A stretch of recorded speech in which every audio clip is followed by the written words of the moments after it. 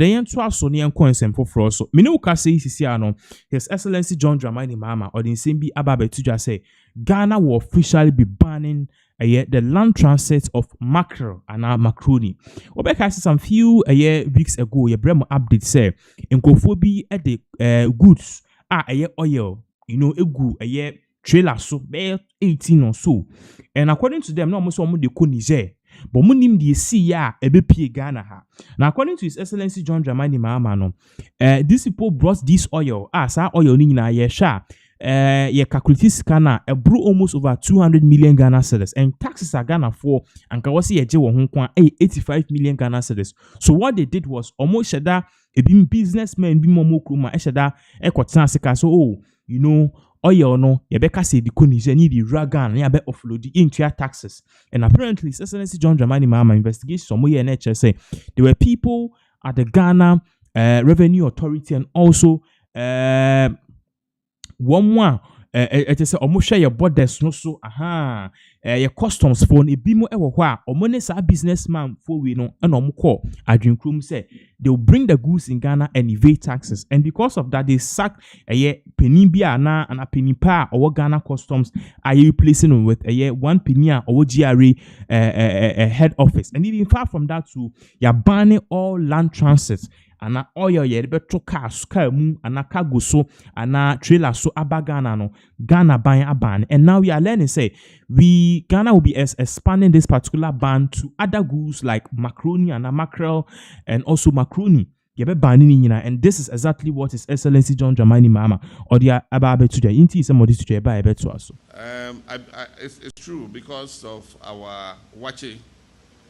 Wache always goes with pasta, or as it's called in local parlance, talia. So I can understand that Ghana is the second largest eater, but I can't understand the country that was named as the biggest eater of pasta, Togo. And so I was whispering to the minister, I said, most of that pasta that is recorded as being eaten in Togo is actually being eaten in Ghana, because it comes across the Aflao border into Ghana. And so we need to look at those figures. Now that we have our own pasta factory here, we must make sure that cheap, imported, smuggled pasta is not brought in through our eastern border. Recently, we've banned the import of vegetable cooking oil after the incident with 18 trucks that were found smuggling vegetable cooking oil. We've added rice to the list. We've added tomato puree. How do they call it in Ghana? Tin tomatoes. We've added it to the list. We've added mackerel to the list. I'm going to tell the Minister of Finance to add pasta to the list.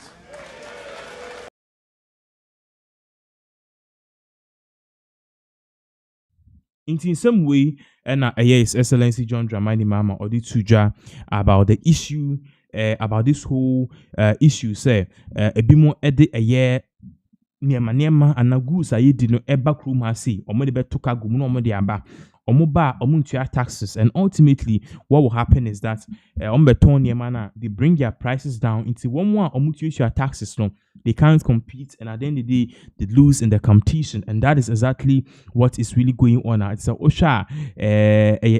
very, very, very, very, very sad issue. But now, no, Uti Sema is Excellency John Dramani Mahama or the Ababe to Jopa. Ghana now is taking proactive steps to make sure say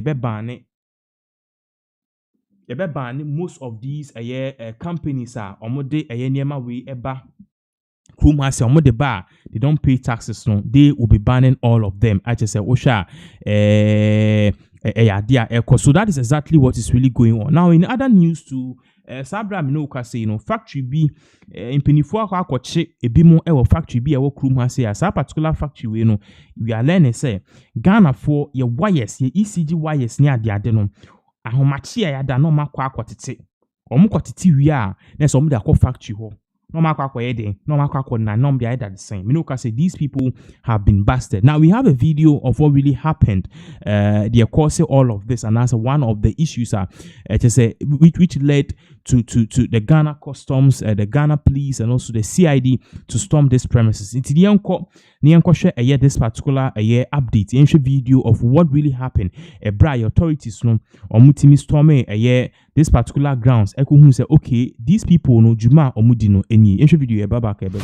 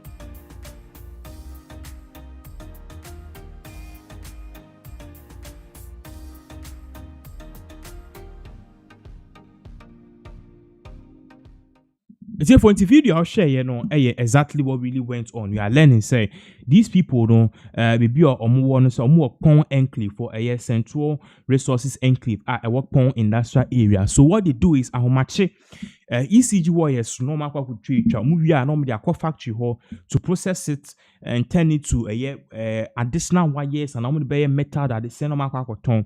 And this is one of the reasons that they be ECG for or more companies doing so because you wire via wire any so now Minuka says Excellency John Dramani Mahama Wababe address the nation amidst this whole Iran conflict and also Ghana for 6 March I celebrate here. His Excellency John Dramani Mahama Ababe Ma a nation address. Therefore, we have the video involved. Yensho video Ebabaka Ebeto Aso. Dear fellow Ghanaians living abroad, I wish you a happy Independence Day. Though you are celebrating far from home, you remain vital members of our national family, and I'm honored to join you in that spirit. Today, as we commemorate our 69th year of independence, we do so under the clarion theme, Building Prosperity, Inspiring Hope. It is and must remain a sacred promise that guides every decision we make, every policy we craft, and every dream we dare to pursue. 6 days ago, I stood before Parliament and presented the state of our nation. I spoke candidly about our challenges and proudly about our progress. Today, I speak to all of Ghana, to every farmer in the northern Savannah Belt, every trader at the Mackerel market, every teacher in our classrooms, every nurse in our health facilities, every young entrepreneur with a smartphone and a dream, and every Ghanaian wherever they may be. Our democracy is stronger because we've learned to disagree without being disagreeable, to compete without destroying, and to transition power peacefully as a testament to the maturity of our people. When I assumed office, I came with a clear mandate from you to reset Ghana, not to merely manage our challenges, but to fundamentally transform our approach to governance, development, and national prosperity. Resetting Ghana means restoring integrity to public life and reviving industries that were left dormant. It means rekindling hope in the hearts of our young people. I'm proud to report that over the past year, we've made significant strides. We have begun the difficult but necessary work of stabilizing our economy, bringing down inflation, strengthening our currency, the cedi, and restoring investor confidence. We've renegotiated our debts on terms that are more favorable to our people. We've cut wasteful expenditure and redirected the saved resources to critical sectors like health, education, and agriculture. But economic statistics, though important, do not tell the full story. Resetting Ghana is about resetting values, resetting expectations, and resetting the very relationships between leaders and the led. Under my leadership, we will not pay lip service to fighting corruption. The war has been waged against it, and the fight will be intensified. I've insulated anti-corruption bodies from political interference and made it clear that no one, regardless of position or party, is above the law. But government alone cannot win this fight. We need a cultural revolution that invokes in all of us the values of honesty, diligence, and accountability that our forebears held very dear. We must teach our children that integrity is not negotiable, that wealth acquired through dubious means is a curse and not a blessing, and that true success is measured not by what we accumulate, but what we contribute to national progress. Countrymen and women, independence came with freedoms, but freedoms come with responsibilities. We must restore discipline to our national life. Discipline in how we handle public resources. Discipline in how we conduct ourselves in traffic, in queues, and in public spaces. Discipline in paying our taxes, obeying our laws, and holding ourselves to the highest standards. We must embrace nationalism, the kind that recognizes that our first loyalty is to our nation, Ghana, and that we rise or fall together, and that our diversity or ethnicity, religion, and language is our strength and not our weakness.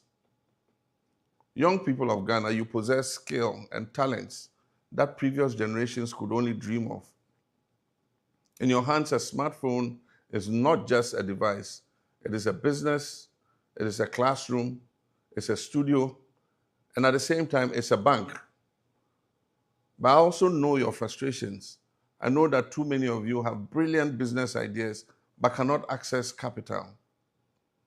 My government is committed to creating an environment where your talents can flourish. We're removing bureaucratic barriers to business registration. We're investing in digital infrastructure to support tech entrepreneurship.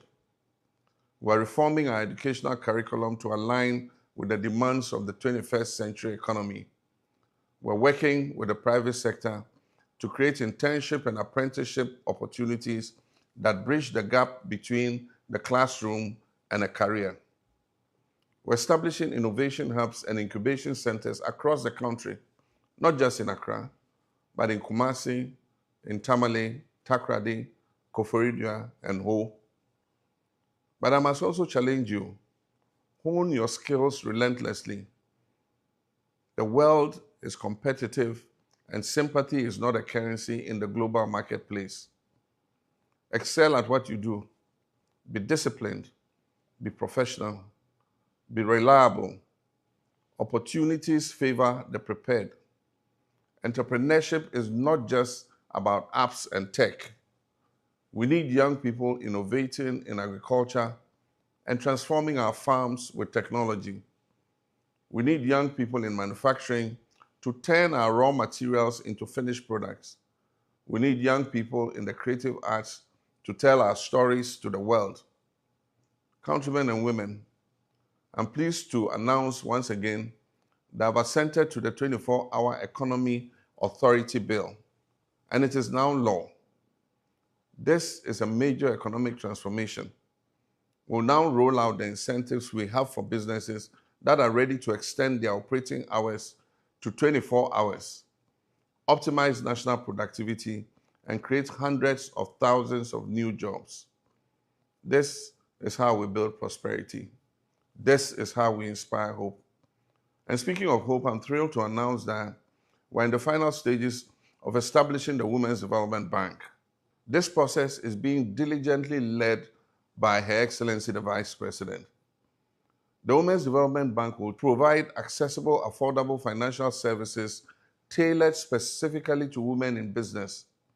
Whether you're a farmer in the Volta region, a hairdresser in Nima, a seamstress in Komenda, or a tech entrepreneur in Accra. This bank will offer not just credit, but business training, mentorship, and networking opportunities.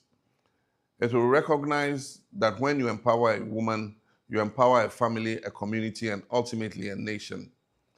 As we approach the milestone of our 70th anniversary next year, let us commit to a vision for the next decade. A Ghana where no child goes to bed hungry. A Ghana where quality education is truly free and accessible to all. A Ghana where healthcare is excellent and affordable. A Ghana where our roads, railways, and ports are of world class. A Ghana where we produce what we consume and consume what we produce. A Ghana where talent, not connections, determines success. A Ghana that is digitally connected from Aflao to Hamile. A Ghana that is safe, secure, and at peace with itself. A Ghana where the environment is protected for generations yet unborn. A Ghana where every citizen, regardless of ethnicity, religion, gender, or background, can pursue happiness and fulfillment. This is achievable, but it requires all of us, governments, opposition, civil society, traditional leaders, religious bodies, the private sector, and every individual citizen working together. My countrymen and women, 69 years ago, our nation was born in hope. Today, we renew that hope. We renew our commitment to the ideals of freedom, justice, and prosperity for all. As your president, I make this pledge. I will serve with integrity, humility, and unwavering commitment to your welfare.